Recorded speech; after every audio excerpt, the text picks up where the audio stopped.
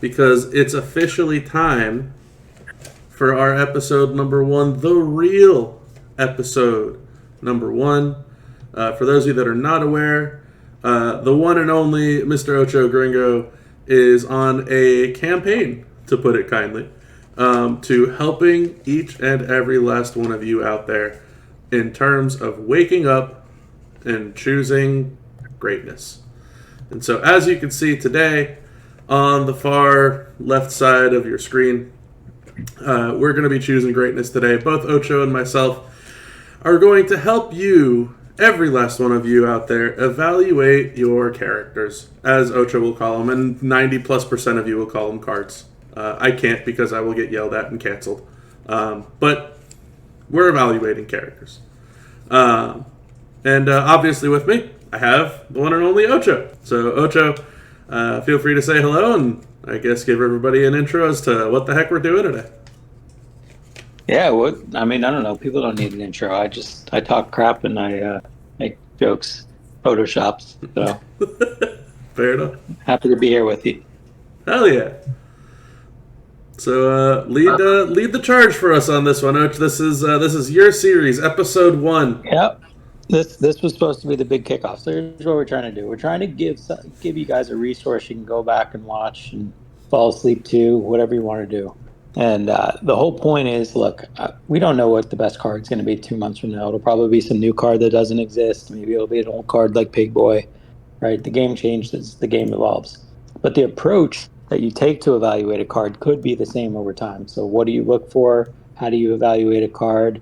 There's an episode we're going to do later with the great Godflow on if you should spend and if you want to spend, how much you should spend on different things. We're not going to focus on that today, but what we are going to say is, like, how do you pick out the cards that are the must-haves? How do you say, like, man, this card, I can build around this, whether I'm a new player, whether I'm an endgame player, whether I'm somebody like Broken who doesn't even know that he plays. So this is very true. So that's what we're trying to do. So I'm here today. I'm sharing my account, obviously. I also have access to a content creator account if we need to go on there, but I think that we're just fine right now with my own account. Ocho's going to help us lead the charge, and I am going to assist with that. I'm very appreciative and honored that Ocho thought of me when it came to helping evaluate cards for pretty much everybody out there. I think I've done a pretty good job of that over the close to decade that I've played this game along with all of you out there. And I also know that I've got a bit of an oddball outlook for a lot of these characters, so hopefully that comes in handy today. But I guess why don't you tell us where we're going to start, Ocho? You want me to pull up the roster? Yeah, pull up the old rooster. Need fraction. Good rooster, need fraction. But so we could definitely do this interactive since we have like a whole 4 people on Twitch or whatever. Bob, you need some more followers. I can get you some Russian bots if you want. Oh my god.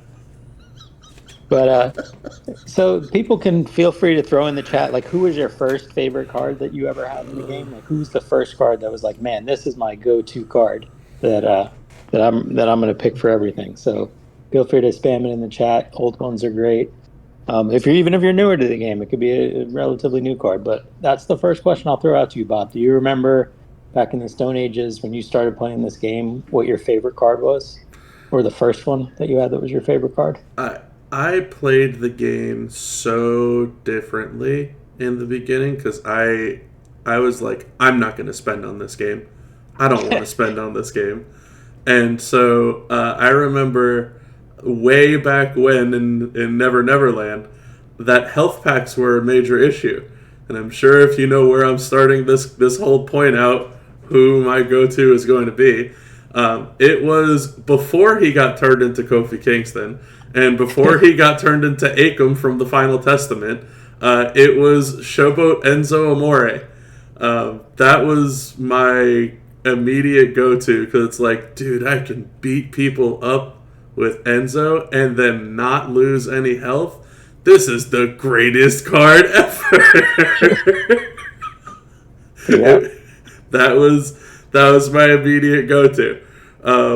And yeah, he was like, to your point, for sure my favorite, because it's like, dude, I can beat so many tours that I had no purpose. I had no rational reason as to like why I could do this, but it's like, oh my god, I can use Enzo. I win. I might sit here for 35 minutes, but I got this.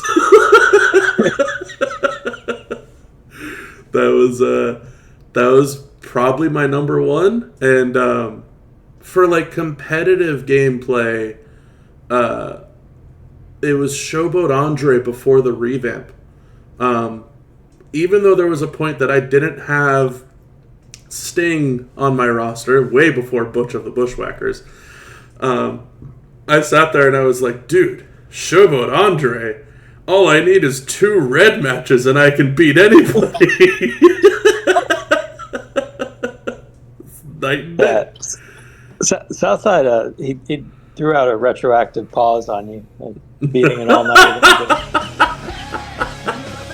I appreciate that.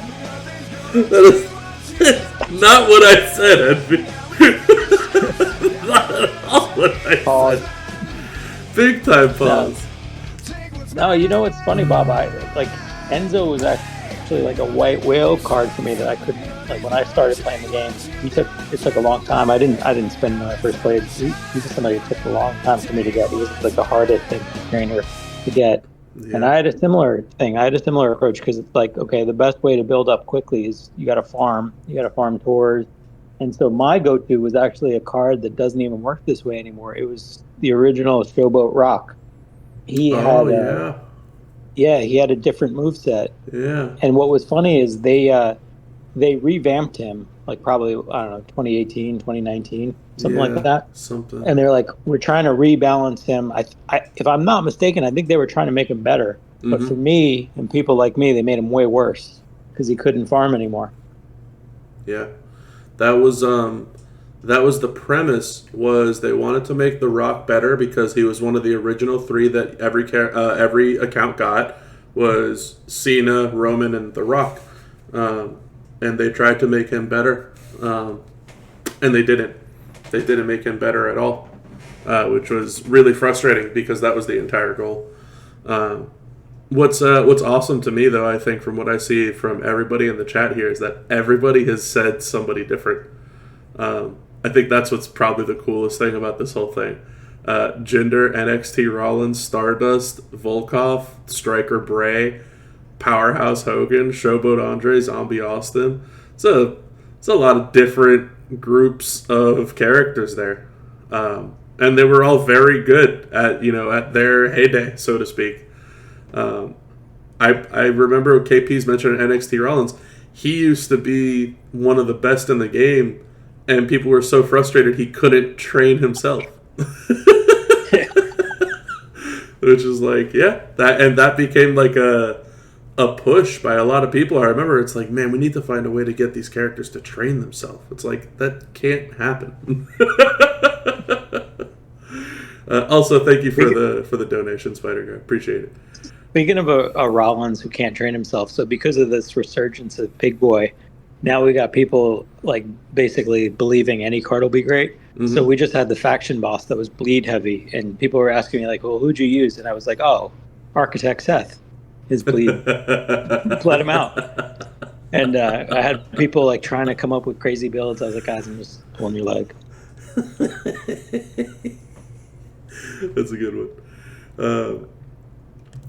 But yeah, so the next one is, so that was your first favorite card. Yes, for sure. Maybe this was a thing for you, but like when you first felt like you got it, like you've got this game, you're ready to compete with anybody, like you're up there.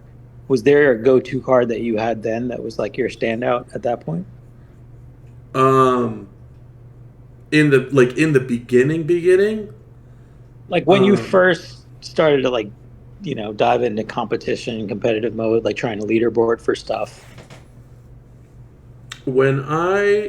So that's past the original point, because for me, like, I didn't get into boards real early on in my game. When I did get into boards, it was like I realized I could do it, And when that all happened was around the time that there was a switch from Zombie Austin being the hands down like best character that anyone, if they had him, had to use him in feud. And that was like, it was like 6 or 7 months straight of just only Austin, and then it switched from Austin to X-Pac. Yeah. And when X-Pac came out, that was that, to your point, like when you know you got it, that was it. If you had X-Pac, it was like, now I don't have to worry about stuns, I don't have to worry about loops. I just go out there, I hit these moves, and I win. And like, I'm also going back in the day, especially for feud, for boards and stuff. That was back when feud perks used to give you a bunch of MP. And so X-Pac you could run with the purples and blues, and it was clockwork. There was no first time win bonus. There was no swapping or any stuff like that. And I think it was the one time they decided to try out +3 MP for feud that Ed Dog, of all people, who is not known for feuding super crazy hard, Ed Dog just decided to wake up one day and was like, I'm going to be the best. And broke out NWO Macho. And he wiped the floor with everybody. Nobody stopped him that day. But when I knew I had it, it was X-Pac. Austin was cool and all, but when X-Pac came out, that was the guy. For sure. Yeah, it's funny, we didn't collaborate on this. I've got a different Sean Waltman. So like, because I joined a little bit later than you guys, I had to punch up when I first started competing. Mm-hmm. I was like, okay, well, I don't have quite as big of a roster. I don't have all the cards, so I've got to figure out a counter, right? So that was like what you were talking about when it was Stone Cold. Z Austin was the one that came out. It's like, okay, well, great. I can use 6. I can wipe him out. 6. Around the same time, I don't know if it was the same month. It might have been a month earlier or whatever. Scott Hall came out, and he was my go-to as well, because that was the point where it was all about board control, turn control. So he had 1 MP moves. He was probably the first card that like really leaned into the 1 MP moves. And he had a sub, and he had a finisher that recycled. Like, it all flowed perfectly. So it's like, because I know how to kind of handle myself in the match, I could quickly cycle through his moves, and there was no, like, the opponent wasn't going to hit me. They weren't going to do anything. I know who I can use. I could just dominate with him. And so it's like, it's funny because he was never considered, even when he came out, an OP card. Mm-mm. But this is what I try to explain to people. It's like, not everybody plays the game at an end game level. You have to play the game to whatever your level is. So for me, when he came out, he was a game-changing card because he let me basically beat anybody. Yeah, and that's so different from the Scott Hall that we have nowadays, right? The Scott Hall that we have nowadays has 2 gears. He has this Omega moment, and his moves were revamped. Yep. And even back then, I remember what you're saying too. I was never a huge fan of him, but it didn't mean that he couldn't get it done, because he could very, very easily. It was just not, it wasn't everybody's cup of tea. But because I was in like a level of play, and I was in a faction where it was like everybody was, at that point, putting 5 fodder cards with Joe and Andre and taking forever to finish their line, right? Mm-hmm. Well, I hated that even from the beginning. It's like, okay, how could I get the benefits of Andre, which means you're not going to lose, you can beat anybody, you can punch up, but do it faster. And for me, Scott Hall was like a super go-to card for that. And then conveniently, if you remember, the very next month was when the GOAT came out. That was Rey Mysterio. This is very true. Thank you very much for the sub, Eva. Appreciate it. We're reminiscing on our characters, our first favorite character, and then our characters that when we knew we kind of had the game on lockdown. And yeah, I remember that Acro Ray very, very well with you, because that was back in a time that the two of us were not in the same faction. And that was a time that the two of us were very repeatedly running into each other in Showdown. And I remember those days very vehemently in the back of my head. And that was also back in the day that I was sitting here asking myself, what do I have to do to get this guy on my team? That was it was very reminiscent. And this, I think, I mean, this was like very similar to our basketball talks way back when, where it was like you have some of the greatest players of all time that are so frustrated playing against another player, and it's like, get him on my team so I don't ever have to play against him. Like, make it happen. Like, yelling at, the front office, like, get him in our team uniform. I never want to play against him ever again. And that became the definition of you, and back when he still played, housekeeper. And that was just, it was like, I never want these people in an opposing team jersey ever again. But I remember that with Rey Mysterio specifically. Yeah, so many OGs back then. Yeah. But yeah, like, so I guess, what I'm trying to get at is, because we do want to transition to the game now. The game was very different back then, like what you looked for. Mm-hmm. I don't think it's useful to say like what we looked for back then, but like, I want to go like right before the current meta. So like, before like moments and hot tags and titans, like if we talk about like the kind of, I don't know, when 6-star was coming out, right around that phase, the game shifted a lot, the game changed a lot, and I think like what you looked for then is like the first beginning of like what's relevant now. So what I wanted to point out to people, like, because not to spoil too much, because Slim Numbers, great creator, he's going to be doing a piece about this. But he was asking me about scope power creep in the game. Mm-hmm. And one of the things that I talked about, like the biggest split that ever came about in the game, was when they introduced moves that boost your gem damage in the match. Yeah. That was like the big game changer. And so the reason I'm bringing that up right now is like, when did you realize how important that was? And like, how did it change the way you approached and valued cards? Man, that was initially it wasn't as impactful as I thought it was going to be. And I think that happened with a lot of things in this game. Of something is new and you have a lack of understanding, and it's like it's not as big of an issue or as big of a problem. And then when you start to understand how it works, very similar to straps and medals. When they first came on, no one wanted to deal with it. But when you started to understand how it works, and to kind of link back to what you were saying about Rey Mysterio, right? Like, that was the problem.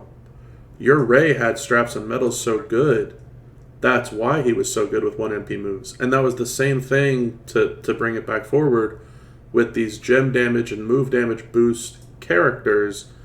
If it wasn't a good boost, you didn't care. If it was a good boost on a mediocre character, you don't care.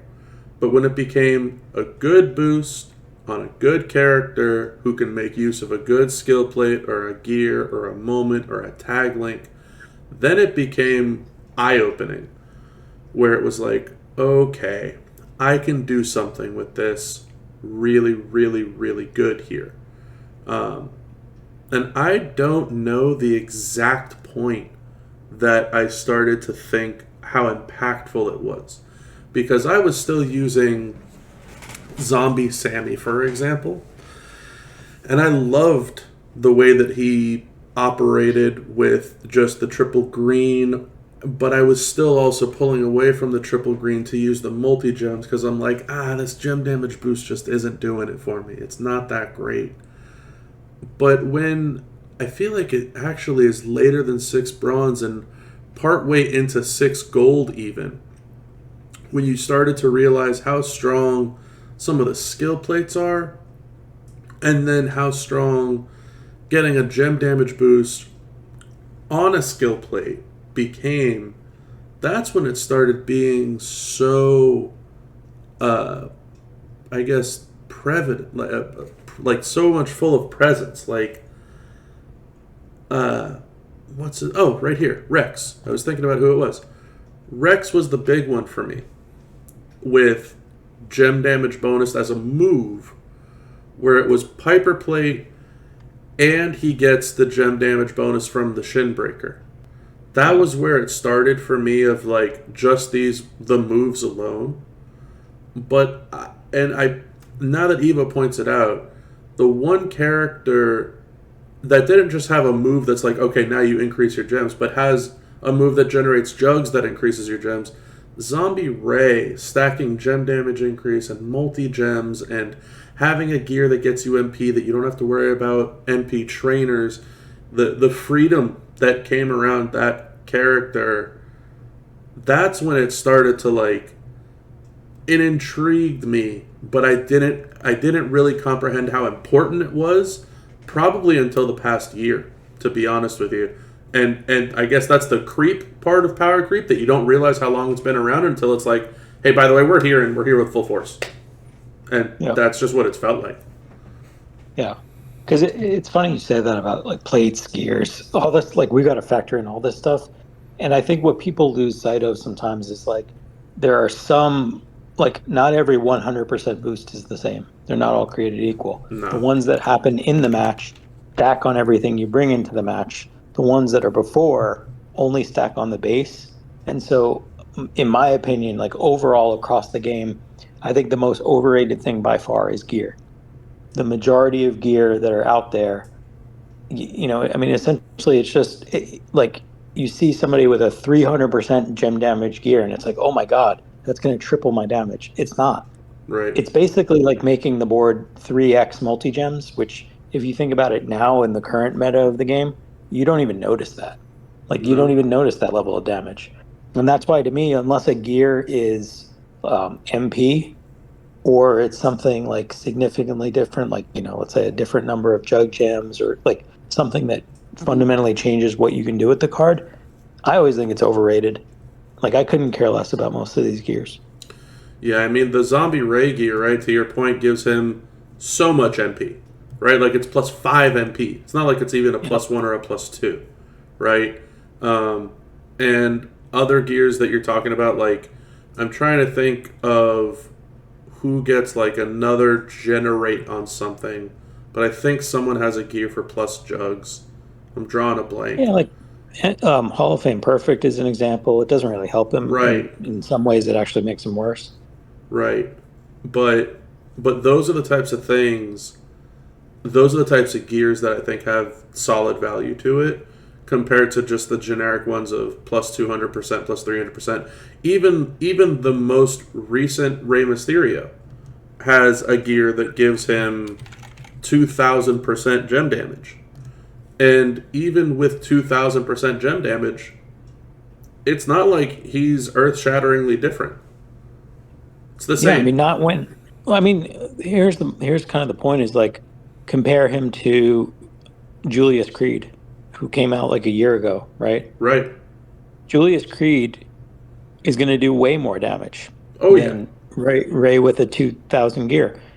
And then, you know, we already talked about Titan, so I'm not going to like overdo this part, but like I look at a card like Ray and I think like, okay, well, high MP charge is not an amazing tag link, so I'm not going to use him for Showdown. Feud, I mean, again, still high MP charge, same thing. Like there are other techs to go with, so I'm not going to really use him for Feud. He's worthless for Titan. So like this gear, you know, look, there are people out there. You need to collect everything. There's a Pokemon aspect, but like, is that a gear I would spend for? No, because I'm not going to use this card, and it's because he doesn't stack anything. Now, if you had the 2,000% gem damage gear, and he had a move that increased your gem damage by whatever X, then it's like, oh man, that's a must-have. Sure. The only thing I can possibly think of is somehow like tag teaming him with like powerhouse Kevin Owens, but then you'd have to break the trap gems on the board, and like even then you're talking about such a minuscule subset of what you can even make happen. Like you're talking about, it has to be in Titan. It has to be against a Titan that isn't going to delete the board. Ray would need to have to find a way to not get rid of the trap gems by overwriting them, but blowing them up so that he can get the boost in game to make his green gems hit that much harder, and you would have 5 actions to do that in with our current way that Titan's set up. Like, Yeah.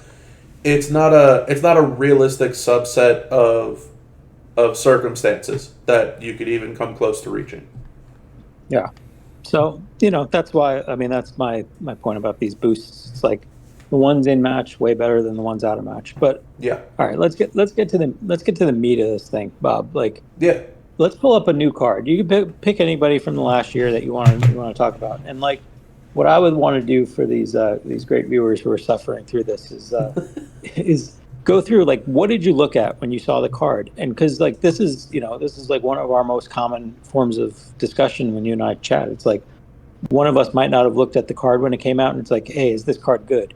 Like, well, what is it you looked at when you came to answer that question? Because you're one of the few people that I would ask. I usually try to do it for myself, because it's not that I don't trust other people. It's just that, like, unless I figure out a card, I won't understand it. I'm not good at, like, listening to explanations. But you're one of the few people I'll ask, like, is this a good card? So, it's actually kind of funny. The one character that I looked at so diligently when he first came out was this walking cue ball. Oh, damn. All right, I'm gonna get off the stream for a few minutes. A piece of garbage card. I thought something was wrong with him early on in terms of what one of his moves did. I thought he should have stolen black MP instead of blue MP. And I believe the steal initially was black MP, and they changed it to blue MP, and I'm like, well, you just ruined him. And they're like, no, we didn't. It's totally fine. I'm like, no, you just ruined him. Because a 1 MP move that steals black MP, if that still existed, do you know how insanely strong this character would have been? Obviously, it's limited against black MP users. This guy would have been the most annoying thing to fight in the history of this game, just because of how much damage he would do to you, and it was all bleed damage that came from a Juggernaut gem. You can't even reverse it. But needless to say, obviously that's not the case, and I think this is a good example of what you're talking about here, Ocho. This, when you look at a character, and maybe it's not a character that you immediately like or love, and you're like, I'm never going to use this guy. But I think we should talk about why. I think we should talk about why we're never going to use this guy. Thank you for the follow. Appreciate it, Pate. But we should discuss, like, instead of, oh yeah, I'm definitely going to use these guys and all that type of stuff, I think this is a prime character to explain, why am I never going to use him? Well, he's a striker. I have a billion better strikers than this guy. He's a legendary. Well, I got a billion better legendaries than this guy. He's the only Bundy. That's the only time I'm ever going to use him if they require specifically King Kong Bundy. Or if they tell me I have to use a bald legend striker that's like 400 pounds. All right? Then maybe. But like, to evaluate this character, his trainer does next to nothing for me. I'm not stressing over... It's very niche. The only thing that I would have ever... If this was a 3-year older character, you could have used this guy on Rocker Sean and everyone would have gone nuts. And he would have been fantastic. Green MP, black gem damage, that's got Rocker Sean written all over it. But this didn't come out when Rocker Sean was on his heyday. So if you're using Rocker Sean, maybe you'll take this guy up as a trainer, and that's understandable. But nowadays, this is not a need. I don't need that. The links, I don't need $1 Million Corporation or Legends Era. He's got no gears. He's got no moments. And yeah, while he could probably win against anybody with a very slow setup, it's a slow setup. I'm not struggling to beat anybody in that aspect. And his reversal is also, to Ocho's point, very niche. You don't have a lot of characters out here who are generating leech gems that are males, by the way, that are going to beat you super easy. That you're like, oh, I definitely need to take Bundy up to counter them. I think every aspect of Bundy is a prime example of why you don't need to take up everybody. And what looks like a spot on example of a character you shouldn't take up. Because there is no need. There is no need for him to be your best striker. There's no need for him to be your best legend. There's no crazy benefit on a trainer. He doesn't feed into any moments. And his reversal isn't an essential reversal. It's not like, hey, you made multiply gems, or hey, you increased your MP. All of these things, and that's a lot of points. Every single one of them point towards, I don't need to level this character up. Yeah. Well, what's funny is I actually remember specifically when I saw Bundy come out, because, you know, the issue that I have, by the way, now with Scopely in terms of character releases, they give you no information up front. So it's basically like you pull the card and then you find out if it's good. Yeah. But like you got to wait a few days for it to show up in the portal and see its true form. And the reason I'm mentioning all this is when I saw Bundy come out in the game, you only see the level 1 moves. And so it's really hard to know, like, what does this scale up to? So I see the little 3x on the multiply thing, and I'm like, okay, well, that doesn't look very good, but maybe at 6 gold it goes up to 20. It does not. It does not. and to me, that's immediately where it starts, where it's like, okay, well, this card is not meant for the 2025 meta. He is kind of what you're saying, like the same thing with the trainer ability. If this card came out 3 years ago, we'd be like, okay, well, not my cup of tea, but very powerful. But so like the way that I look at these cards, and ideally I always look at a card at its maximum potential. I always look at it right now, 6-star gold, everything maxed, because that's like, I'm trying to figure out what is the most that I can get out of this card. And not everybody looks at it exactly that way. Like, you know, Godflow, I think, is the perfect example. He actually looks at it the opposite, which is like, what's the lowest I can put into this card to get good output from it? That's very true. And they're all good approaches, but my point is I'm trying to figure out, like, what is the optimal, like, what is the high end of this card. So if you go down to the blue moves, right? Because it's like, okay, I'm looking at flow of the card. I know that basically, generally speaking, I'm going to start with the lowest MP charge moves, and like that's what's going to build me up to either a finisher, big damage, big multiply gems, or whatever. So I'm immediately turned off by the fact that he's got these 7 MP blue moves, because it's like Scopely's telling us, okay, start with the blue. The blue increases the black MP. The black has high MP charges, so we want you to start with blue. All right, well, strike 1 is blue is not his primary color. It's 7 MP, so I need at least 2 MP trainers. I might even need Santa, depending on what I'm trying to do. So like, and the reason I say Santa is, you know, with some cards that are like 6 MP, you can use, instead of a 4 and a 2, you can use 2 2s and Santa. So now I know I'm using up 2 MP trainer slots for him at least, which takes away my ability to use like Ghostbusters or Sherry or whatever, you know? So immediately I'm pissed off about this card. And then I see it as low base multiply gems. So it's like, okay, well, you know, a 3x5 area of 3x, that's useless. The combo move on the elbow drop, that one pisses me off too, because now it's focused. Yeah. And so if it was Trickster, then it's like, okay, well, I can use this universally.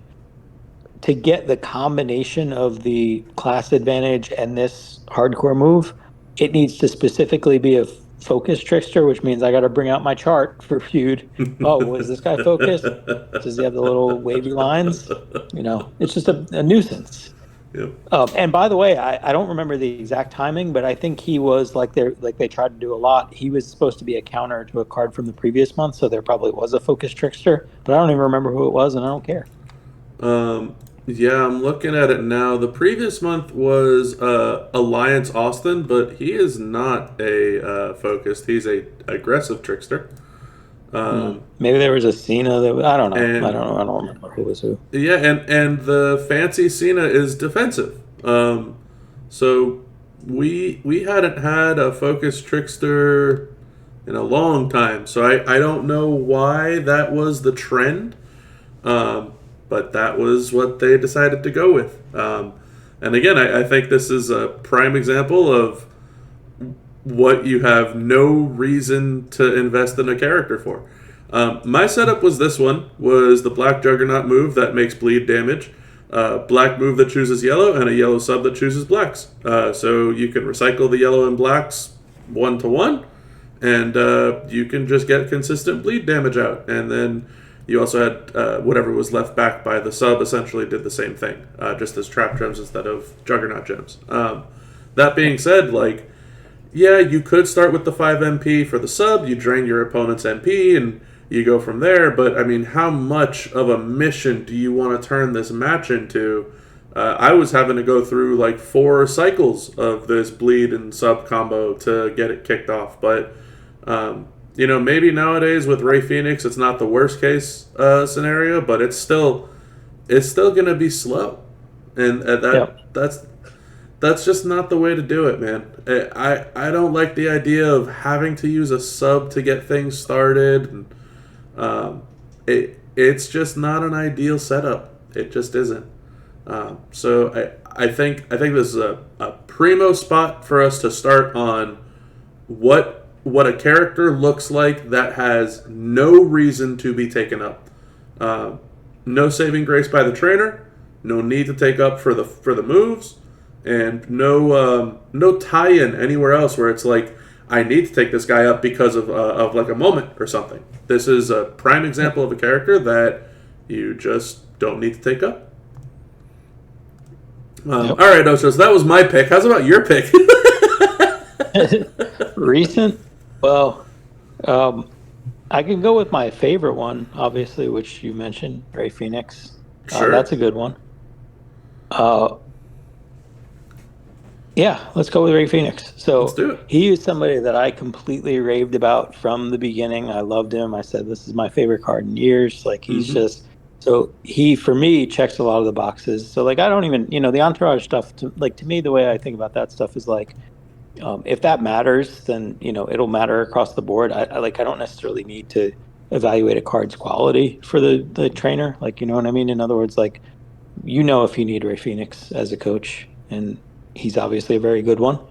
But I look at the card itself, like, how does it perform in a vacuum? And so if you look at the moves, there's like so many boxes for me that he checks. So first of all, as everybody who uses him knows, he's got not only one, but 2 very OP blue moves one MP moves, that the 1 MP moves unlock a lot of other stuff, right? So opposite of King Kong Bundy, instead of needing 2 MP trainers, I quote unquote need 0. You can play them with some, but in theory, you don't need any. And so for me, like, showdown defense, like, okay, 2 Ghostbusters, 2 of the new whatever, play the dice wheel if you run into my Ray Phoenix and you have the wrong MP color equipped.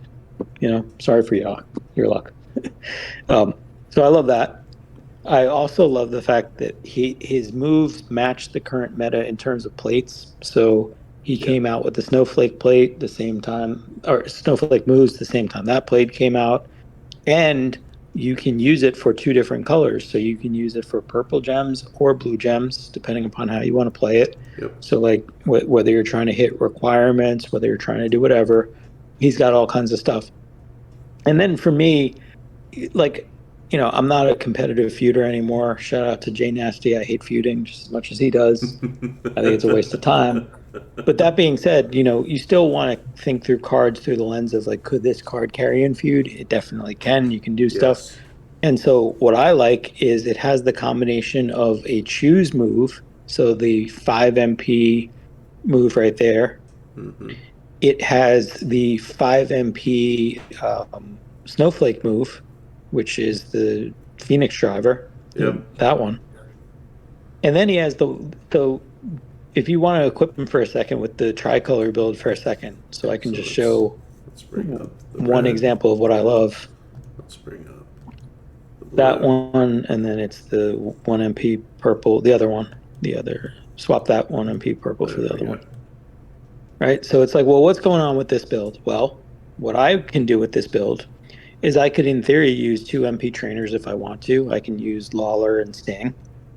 And if I did it that way, I would throw out the snowflake gems once. Mm-hmm. I hit the purple move. I throw out the snowflake gems twice. So now we're talking about 1,000% boost in the match. That like is gonna, so now you basically made the board to more than 10x multi gems. And the entire board is guaranteed to be a snowfall, so you're not missing out on one. Yeah, yep. And I have a choose move that I can play with on the top row.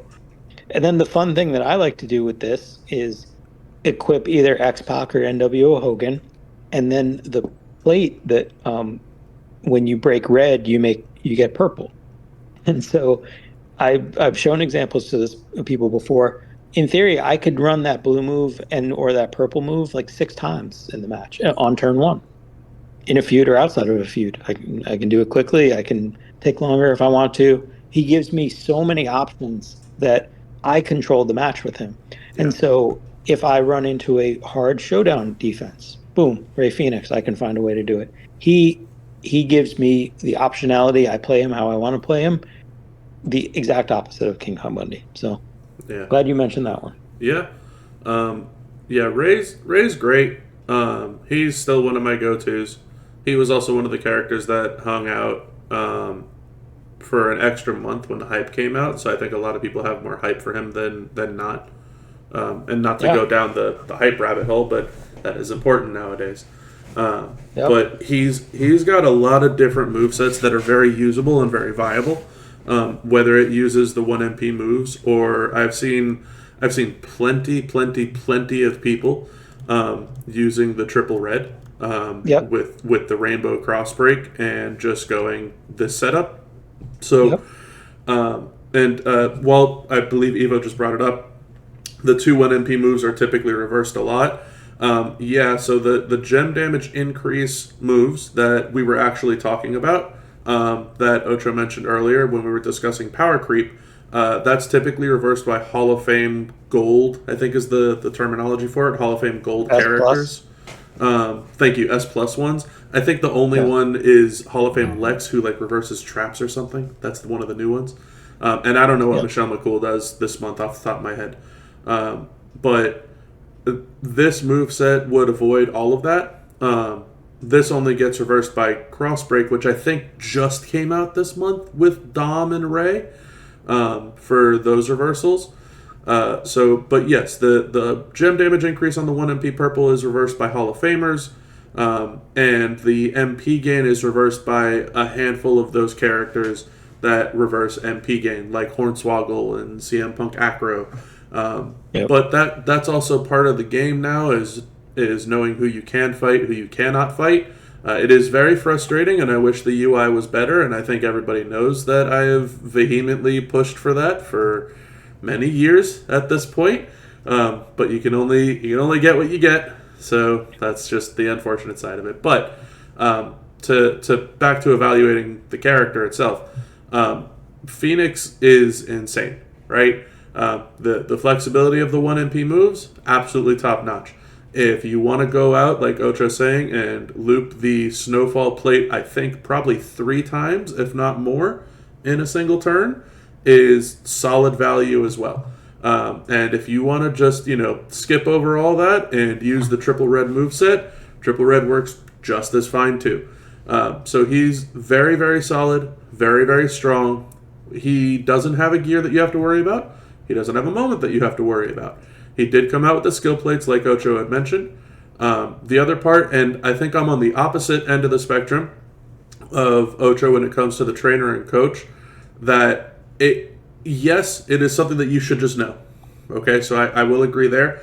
You should know that you need Jerry the King Lawler on your account. He's an MP trainer for blue. You want the MP trainer, period. That's it, end of story.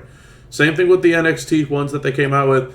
Mello for black and purple, and Braun for blue and yellow, and Roxanne for red and green. You know that you should want them on your account.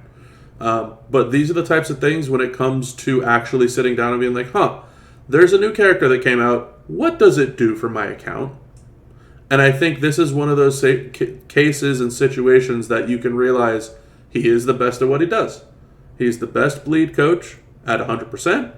And he's the best bleed coach because not just the moves, but also the traps and the countdowns and the juggernaut gems that do bleed also.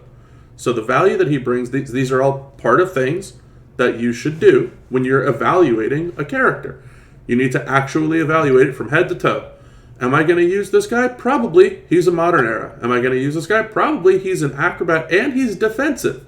He's a really strong defensive guy, not a typical defensive character. Your defensive characters don't typically blow up the board and have crazy gem damage. It's like, how do I sub somebody down, or how do I prevent them from getting their moves off? This guy doesn't give a hell about any of that. He's just going to go out there and wipe the floor with you for 100 or 200 or 300 million health, if not even more, right? Those are the types of things that you have to actually evaluate. And then on top of that, we didn't really talk about it with Bundy because he had horrible links, but tag links are a thing too now. They're not as impactful as a lot of other pieces that we're discussing here, but they still have value. The Mexico link got revamped for +2 starting MP, and a lot of people don't realize there was also a handful of these one-off tag links that were added to the game. So Andrade is a freebie character, should be super easy to get. With Rey Fenix, gives him a massive gem damage boost, similar to the gears that we were talking about, except if you remember what we were talking about, and Ocho pointed it out very poignantly earlier, when you have a move that also gives you a gem damage boost in game, getting those gem damage boosts out of the match are that much more impactful. So now you have an out of the match gem damage boost, you have an in the match gem damage boost, it's still a 1 MP move. Everything points to this being a great character for your roster. Period. Right? Yep. And all of those are points as to what you can and should do when you're evaluating a new character on your account. You don't want to miss him on your roster like Goldie did with Showboat Otis back in the day. Oh, come on. Don't do that to her. Shout out to Goldie. Huge shout out to Goldie. Much love. And Vin. Yeah. Get off his bus. I'll let you go with it, Och. Yeah, so one other thing is like, all right, so we've looked at cards, like how do you look at the cards? And I think it's all through the lens of like Feud and now Titan, like what are the most powerful cards? I think the thing that people forget is this is almost like a Magic the Gathering. I don't really know how that works, but like, it's a deck building game. And so for as much as you want cards to be powerful and fit the same meta, you also want like different cards that can do different stuff. Like you're kind of like Swiss Army knife, like you need different tools. Yes. And so I wanted to talk about the other category of cards, which are like, they're not the OP cards, but they're the ones where it's like, in this specific scenario, they stand out. So I think the best one we can talk about is good old Tech Dean Ambrose. Oh, yeah. But the real one, the actual one. Well, I mean, I'll break out the real Dean Ambrose. So this is where we need the screen share of my Dean Ambrose, because he's 6-star gold. Mine is not. With 5 hollow stars. Yeah. So you want me to bring him up? Yeah. All right. So he's another one that, and it's actually, Bob, it's kind of funny how I got him and how, if I'm not mistaken, you didn't get him at launch. Yeah, that was such a great experience. From a real disaster. So let's actually just very quickly recap that one, because look, you've got the card now, so the pain shouldn't hurt anymore. But I just want to point out the stupidity. So this was the quote unquote golden step scandal, or whatever the hell you want to call it, right? Wasn't that? Yeah. Oh yeah. 100% golden step gate. Yeah. So what they did was they had the back when the flash market, or were they still being offensive and calling it the black market? I don't know what it was. They were being offensive, yes. Yeah. It's the market where you pay to buy people and you call it a black market, and then you don't see what anything is the problem. Good job there, Scopes. But anyway, that thing, what they did was they were offering basically 2 different categories of special items in there. So the first one, in their infinite wisdom, was event points. Yeah. And the event points that you can buy with the rubies counted towards, the weekend event and the leaderboard for the weekend event. And the leaderboard, the way that was set up was the first 10 spots on the leaderboard got a Hogan.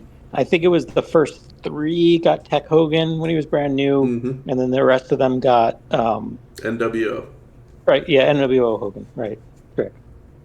So anyway, to make it even worse, they put the event points in the Ruby market, but what they didn't realize was they were putting them in insane increments where it was like, let's say the event was 15 million to max.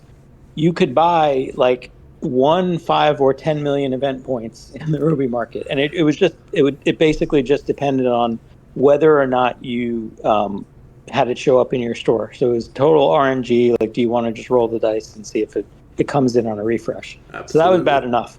The second part was the points were jacked up so high for like an hour that people were maxing right away for, not free, but like, a few dollars. So like, okay, well, we're Scopely. We have to overreact. So let's fix this.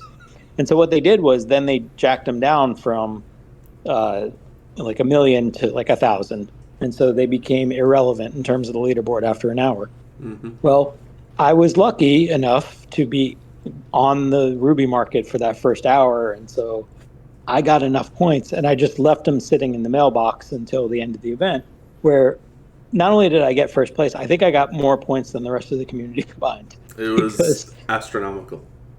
Yeah, it was just absurd. And it wasn't skill. It wasn't anything other than the fact I just happened to be on the Ruby market before they fixed the quote unquote mistake that was an obvious thing. Mm-hmm. So anyway, the other category of items was you were refreshing the store to try to get golden feud steps. That it was like a Michael Scott golden ticket. If you got the steps, like, I don't know what it did, quadrupled your feud score. I don't know. You probably remember more than me. 100%. I remember more than you. It was a tripling of your feud war score.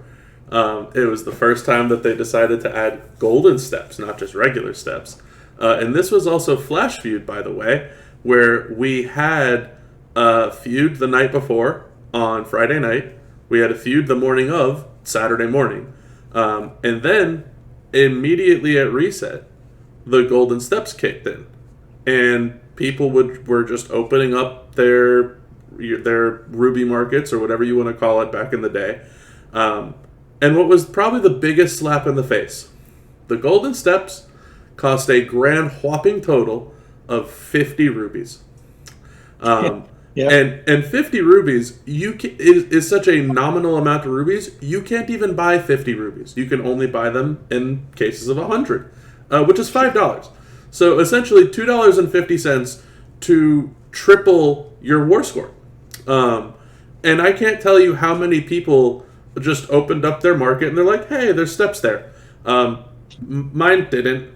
Mine definitely didn't.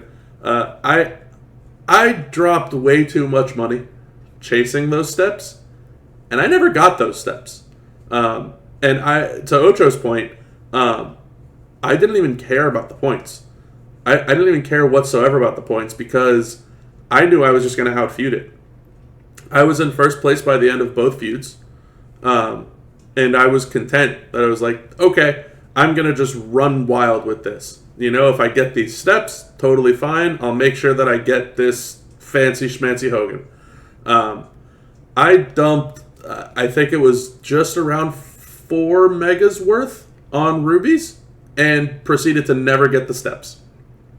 And that was a super salty feeling because I had to grind out like hell for the remaining 2 feuds. And I ended up in, I think it was 8th or 9th place. Fell out of first and way out of first. So yeah, that was a not great experience. But it was all because of the value of the character, right? Yep. Which by the way, so like that story had nothing to do with the purpose of the episode. I just wanted to, break your balls. But thanks, Ocho. But that being said, I think it was necessary context because what's interesting about this card is like he was never considered OP. In fact, I think I would argue the consensus was, hey, this card sucks at release. Like, especially for a Hogan, for a limited release, like Mutant, he's not going to be available all the time. So it's like, oh man, we gotta chase this card, right? He's going to be amazing.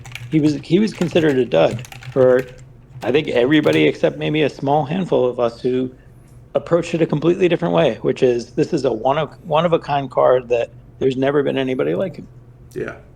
Um, And and his so if you want to, his value is insane. Um, yep.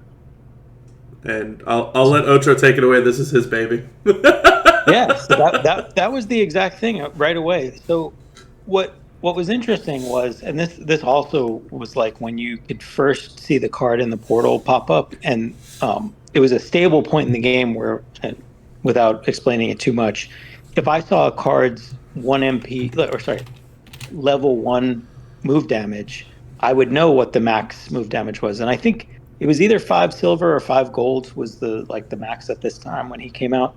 I want to say it was 5 silver. Yeah, 5 silver. Yeah. So when I saw his level one move damage on the 1 MP move, I was like, Bob, something's wrong. This can't be right.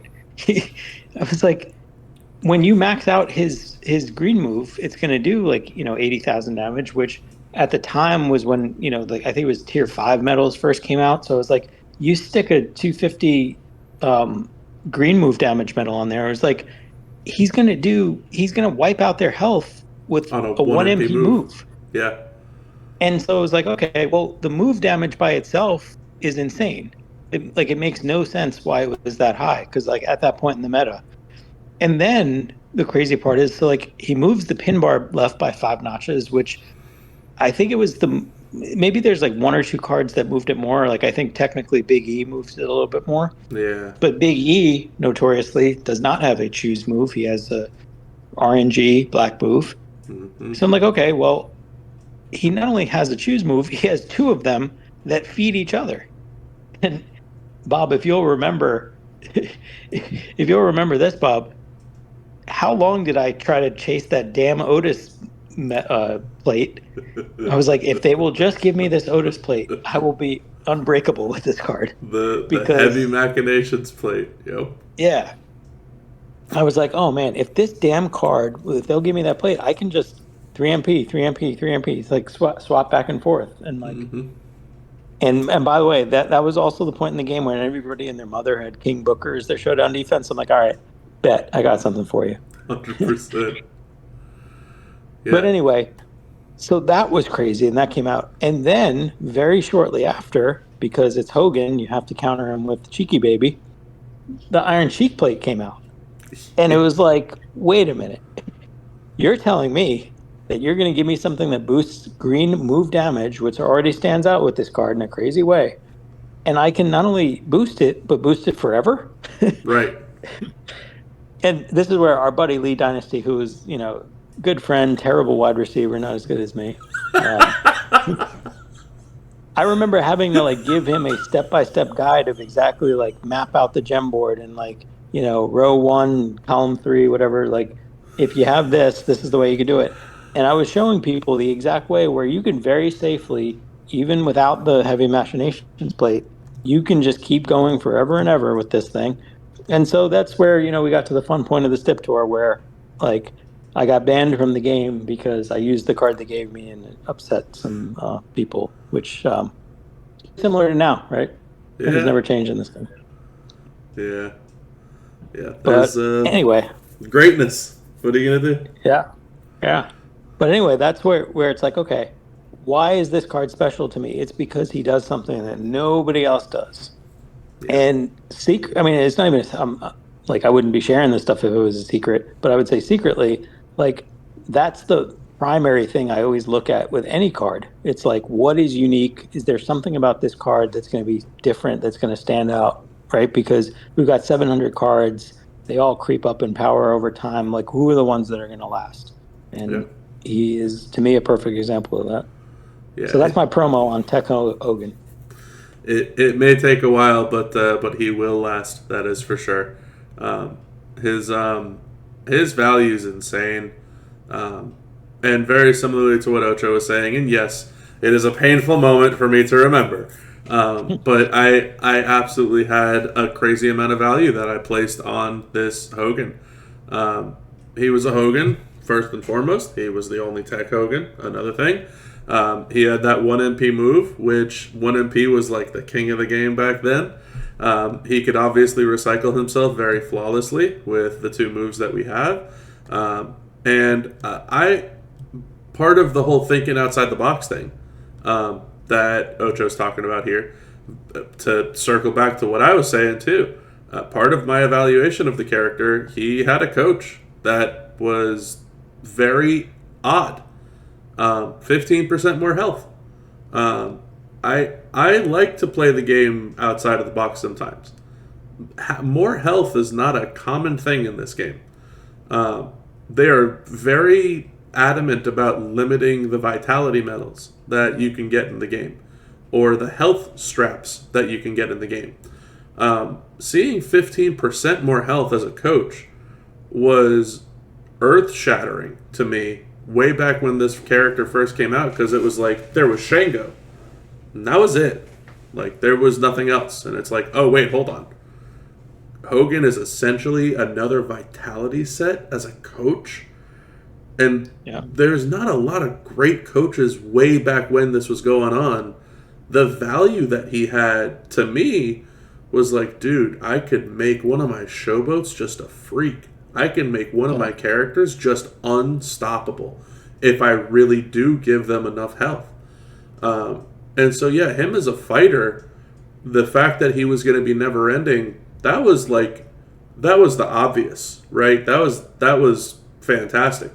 But this side of things too, this was the icing on the cake. This was like I need this guy for the eternity of my account, not just for what he does as a fighter, but what he brings to the table as an entourage. Hey, Goldie, how's it going? We're talking about you. Yeah, Ocho definitely was not talking about your Otis at all. So yeah, I mean, Hogan is absolutely fantastic in terms of the value that he brought to the game, 100%. Yes, your Tucker was insane for what it was worth. And I'll piggyback on what we've been talking about here in terms of evaluating characters, right? And to bring it to about the most modern that it can get this past week. And I know Ocho mentioned this earlier, I believe this week or last week, about the fact that there are limited time characters that you can get and not get.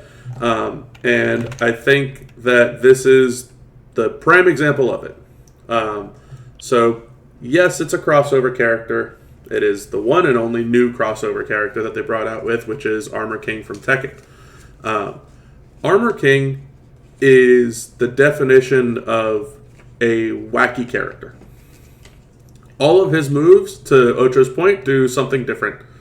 Like, you've never seen a character that has moves like this before. And they made him that way on purpose. Turn this row, which is going to make this column into these things, and that column, which is going to make these rows into these things. And he's out there. I'm sure that we're going to get a lot of use out of him moving forward, and we'll probably see some pretty solid value with him moving forward as a fighter. That being said, the reason of evaluating this guy to me was he's got the best trainer, forget of the year, but probably since the NXT dual MP trainers came out. And to me, this is controversy. This is the value. A lot of NWO perfect. Yeah, a lot of NWO perfect controversy. Yeah. That was the first thing that I brought up when I saw this, and I was told that people are going to have no reason to complain because everybody gets this for free. It was like, oh, okay, that's kind of, you're completely missing the point here, but hey, you know what? That's on you. Look, so the thing is, and this is like extreme first world problems. I love Armor King. I love his trainer ability. I actually get frustrated with a card when it has both a super OP trainer and it's a good card to use because, like, let me give you my example. Why I'm calling this out is Uncle Howdy. Yeah. I've got a affiliation 4-strap for him, which I think a lot of people got from like a feud prize wall or something or whatever. But I love it. I love my affiliation 4 strap on him, but it limits his ability as a character, both in like feud and faction boss. And so it's like, if I want to use the Howdy card, I've got to switch the strap, whatever. Again, I know it's a first world problem. Nobody's going to give me their tears, but I'm just saying, like, I don't want to. Somebody was asking about Armor King in our faction, and they were like, should I get this 150% gem damage strap off the prize wall? And I was like, why? You're never going to use that. You're going to put an affiliation strap on. Right. Yeah, that's the give and take for me on this guy and yeah, it's a frustrating example because some characters are such good trainers that it's not worth it to put a damage strap on them elsewise. That being said, if you want to use them for something like Titan, where every single little bit of damage matters, you want to be able to have that strap or health. Yeah, or health. There's a lot of variables, and it's actually kind of funny now that we're talking about this too. All of these things point into to the main point of what this entire episode about, which is evaluating a card. And like, if this guy really is so good as a fighter, and this guy really is so good as a trainer, it begs the question of why, right? It begs the question of why is he so good? Why do we think he's so good? Why do so many people out there think that he's so good? Why should you want this guy on your account? Why should you take him to 6-star gold? Why should you level him up? Like, these are all the points that we're trying to bring home to everybody out there, right? Like, this is to me, and it's going to sound like a little tongue-in-cheek, but this is the king of the whole point that we're bringing here, of great value as a trainer and coach or entourage, whatever you want to call it, great fighter. Like, this is a fantastic point to start, and it's really frustrating that it's on a limited time character and not something that everyone's going to be able to get. Well, I love the fact, I agree with you on that. I mean, I love temporarily the fact that like he's free to play, can claim him, everybody has him. And what I wanted to point out is he actually unlocks a lot of stuff so like, if you don't have affiliation straps for your MP trainers, or you don't even have affiliation straps for your like Powerhouse Brawn, Jersey Tail, Live, like those 2 MP to multi-strength cards, you can actually, if you think about it, because I haven't seen anybody approach it this way. Let's say you wanted to use Sherry and Lawler on a card that has blue moves, right? Yeah. And so, but maybe you want to use 2 of them in a feud, and you don't have an affiliation strap for Lawler, or you don't have an affiliation strap for Sherry, which is more common. Right. You could actually get the exact same thing of Sherry and Lawler as a combo if you put Armor King and Lex. You know who it is. Yeah, and Lex. Tech Lex. And so to me, it opens up options for people where it's like the constraints I have of like, I don't have this card, or I don't have an affiliation strap for this card. For like the newer and free to play and like average level players, they can do cool stuff now that they were locked out of doing before, which what I would argue they were locked out for reasons that are not fair. It's such a massive value to anybody's account, this character. Hands down. And again, outside of the fighting aspect, this value comes from the trainer. This is like the opposite of the Tech Hogan thing, where the key was, how good he was as a fighter, and the icing on the cake was his coaching ability for me.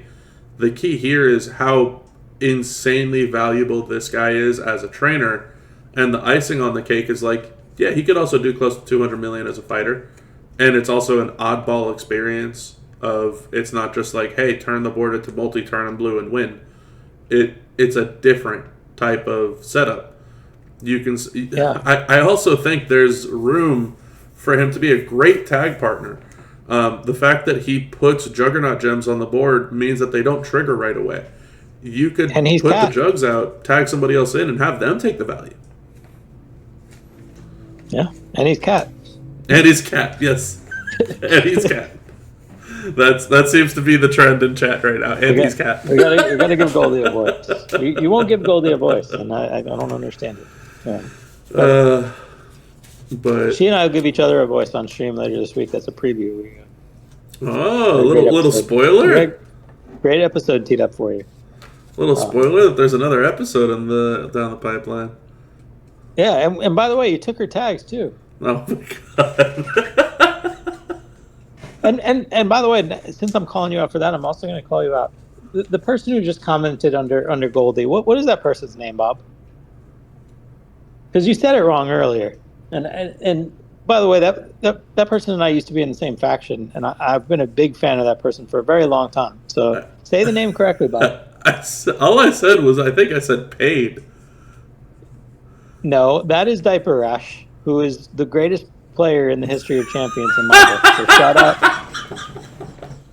shout out to Diaper Rash. You're a real one. And, I appreciate you. I did not even realize that until just now. Bob thought it was about some health savings account. I was looking at him like, what is this? Something's repaid? That is fantastic. Real ones recommend real ones. But anyway. God almighty. Yeah. Oh, Lord. All right. I don't know where to go from there. Anything else? Go on, Ocho. I will say one last thing about Armor King. I actually I have this weird misguided thing. I actually bought the 6 gold or whatever. I bought the 6-star Armor King because I actually wanted Scopely to be quote unquote rewarded, and I know that's gonna sound crazy, but let me cook here. I want them to be rewarded when they do good stuff for the community so that they realize it's in their best interests. And if they had done the exact opposite, if they were like, man, we'll make this crappy Dom gear free, but you're going to have to pay through tooth and nail for Armor King, I would have said, Armor King's probably worth shelling out the money for. Go for it. And that would have been a good decision for, I think, most people's rosters. Like, that's a very OP trainer ability. I like the fact that they gave it out for free. I don't think it's the best decision. And so what I wanted to do was, okay, I'll throw you some money so that in the future, you continue to make things available to people. You don't lock it away for like 4 people to use. Yeah. Yeah, so. The availability of this was, I think, the most mind-boggling thing. I think both you and I were saying this earlier, actually towards the beginning of this whole event, of they gave the best thing in the event out for free. Yep. That was it, right? Like, anything else that you want out of the event is just icing on the cake of the Tekken event, but they gave them out for free. That's the win right there. Yeah, it's great. I'm a fan of it. I'm glad everybody's winning with it. I'm hopeful they do something about NWO Perfect. I don't expect anything to happen, but that's a completely different can of worms there. But yeah, I mean, look, I think that there's a lot of different points of view to be had on how you can evaluate the worth and the value of a character on your account, whether it's a fighter, whether it's a trainer, whether it's a coach, whether it's somebody who has a great tag link, if they help you with moments or not, if it's someone that's going to be able to help you with one game mode over the other, if it's someone that's going to help you with all the game modes. There's a different value that every single character either brings or doesn't bring out there. Whether it's, Armor King or King Kong Bundy. Yep. And so a lot of people ask, especially they asked my friend Jay Nasty, I'll shout out again, is this card worth? And Armor King is definitely worth. He's objectively worth. Yeah, 100%. Anything else you wanna go with your evaluation for here today? I think we're good. I mean, I think we've gone through how we look at cards, how we evaluate cards, what the process is. If anybody in this degenerate chat, as Evo's calling it, if anybody has any more questions or things they want us to cover, we can cover it, or get jacked down again. Whatever. I don't care. I'm gonna have to listen to all of this again just to take out the pieces that don't fit in for the actual video, but it's fine. We're gonna have like 3 minutes of content. We've been here for 4 hours, Bob. Oh God. And yes, Envy, I have absolutely been reading every comment that everyone has been saying. Sounds like Ebo has a question, but why broccoli? Well, listen, that comes back to the theme of this. We're choosing greatness. Eating broccoli is a great choice. It's got protein, it's got fiber, it's got everything a growing boy needs, and it's been helping Bob. This is very difficult to listen to you and read Envy's comments.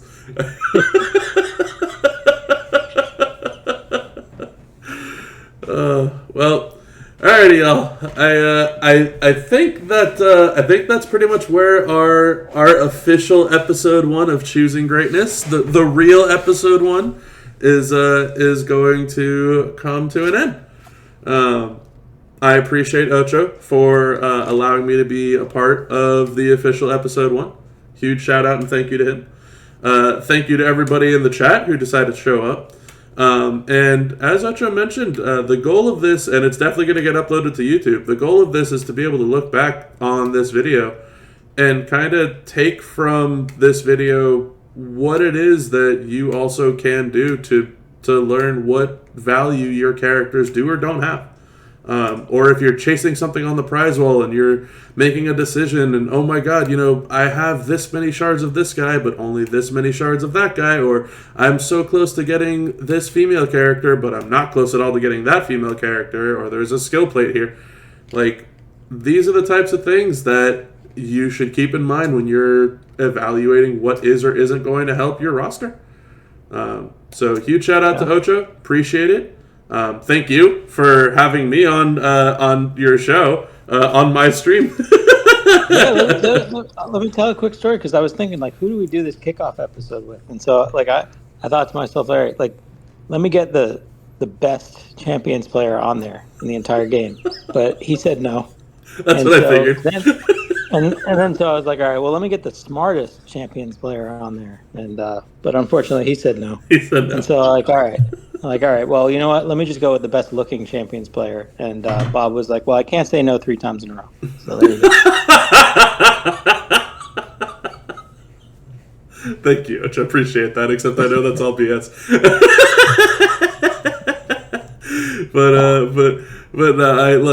I appreciate it. For those of you that don't know, I'm going to go ahead and leave this part in for Ocho to promote for the rest of the week, because like he said, he has a slate of episodes. Like I mentioned, this is episode 1. This is not just like we're doing this one-time thing and that's over. I believe this is the end of my run. I might be available over the next couple of days to kind of be a guest appearance on the future episodes, but Ocho does have a slate for the week in terms of future episodes. So Ocho, go ahead and get your plug out there. Oh yeah, I mean, we've got the great Goldie. She and I are going to go through something that we're both kind of experts in, and starting new accounts. I've got 2 episodes in the can with Flo, and that, like, one of them is going to be about spending, one of them is going to be about feuds, and then I would say the newcomer on the scene of content creators, Slim Numbers. I'm gonna jump on that channel or that stream with a great resource in Scott Go Blue, and we're going to talk about managing resources, approaching events, complaining on the Discord. I don't know. Like, we'll figure out what to talk about, and it'll be a good time. So, hope everybody joins us. Hope everybody gets value out of it, and tip your wait staff and whatnot. Yeah. So I don't know the exact days and times of all of this, but make sure to check the official WWE Champions Discord server. I'm sure you will see your Ring Crew content, or I think they call it other content or all content. You'll see those rooms start to light up over the next couple of days. And keep an eye out for the next time that an episode of Choosing Greatness goes live, so you can actually be in on one of these chats in the very near future. But yeah, Ocho, thank you. Appreciate it big time. Thanks, Bob. Yeah, absolutely. And hopefully all of you out there enjoyed too. But that's going to be the end of the recording for this one. So thanks, y'all.